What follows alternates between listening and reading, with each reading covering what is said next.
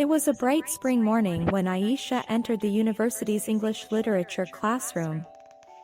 The faint scent of blooming jasmine floated through the open windows, mingling with the rustling of pages and the chatter of excited students. Aisha, a bright and beautiful girl with an infectious smile, had just started her final year. Though she was known for her confidence and intelligence, her heart was unprepared for what fate had in store. That day, their usual professor was replaced by someone new. In walked Mr. Armin, their substitute for the semester. He was tall, with a calm demeanor and a warm, captivating voice. His passion for literature was evident in every word, and his presence instantly silenced the room. Aisha's curiosity piqued as she noticed the way he brought life to the works of Shakespeare and Wordsworth, his eyes shining with enthusiasm. By the end of the lecture, Aisha realized she hadn't just listened, she had been mesmerized. The unspoken connection days turned into weeks, and Aisha found herself looking forward to Mr. Armin's classes. His insightful interpretations of poetry and prose resonated deeply with her. More than his knowledge, it was the way he treated each student with respect and genuine kindness that made him stand out. Aisha, who had always been vocal in class, began participating even more. She noticed how his eyes would light up whenever she shared her thoughts, and she couldn't help but feel a special connection growing between them.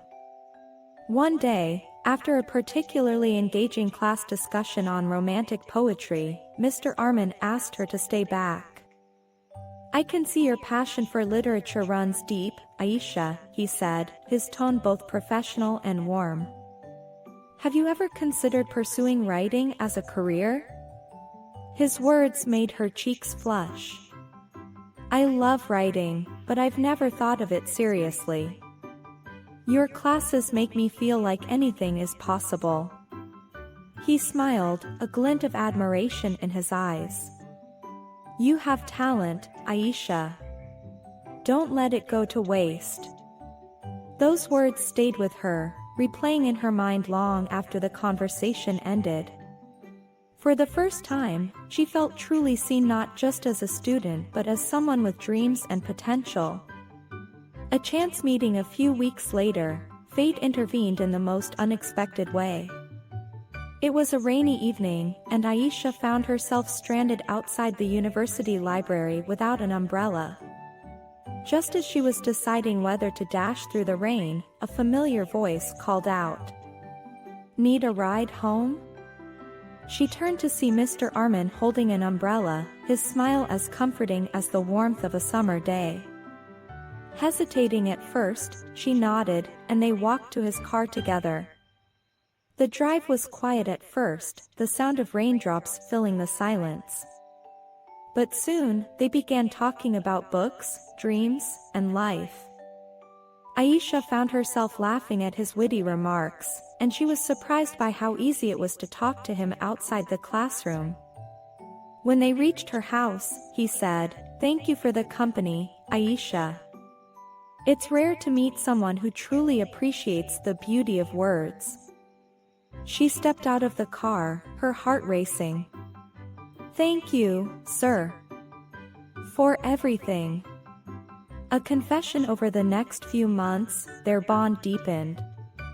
Mr. Armin often stayed back after class to discuss her ideas, encouraging her to submit her work to competitions.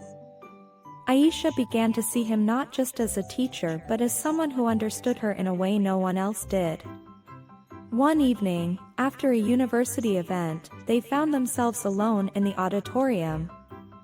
The soft glow of stage lights illuminated the room as they talked about dreams and aspirations. "Do you ever feel like some connections are meant to happen?" Aisha asked hesitantly. Mr. Armin looked at her, his gaze soft but intense. "Yes. Some connections feel like poetry, beautiful, unexpected, and unforgettable." Her heart skipped a beat. Gathering all her courage, she whispered, "I think I'm falling in love with you." Silence filled the room. For a moment, she feared she had ruined everything. But then, he stepped closer, his voice gentle yet firm. Aisha, you're incredible. And yes, I feel something too. But we must tread carefully. The world might not understand. Tears welled up in her eyes, not from sadness but from the overwhelming joy of being understood. I don't care about the world. I just know how I feel.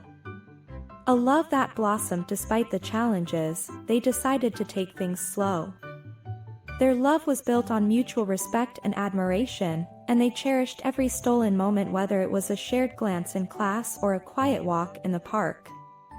When the semester ended, Mr. Armand decided to resign from his position to avoid any ethical dilemmas.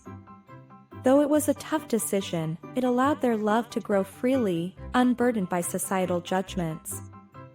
Aisha's writing flourished with his support. She published her first poetry collection, dedicating it to the man who taught me the beauty of words and the courage to follow my heart. Years later, on a sunny day surrounded by friends and family, Aisha and Armand stood under a canopy of flowers, exchanging vows. Their love story, which began in a classroom, became a testament to the power of understanding, patience, and courage. As they danced under the stars that night, Aisha whispered, "You'll always be my favorite teacher." "And you," he replied, holding her close, "will always be my greatest lesson."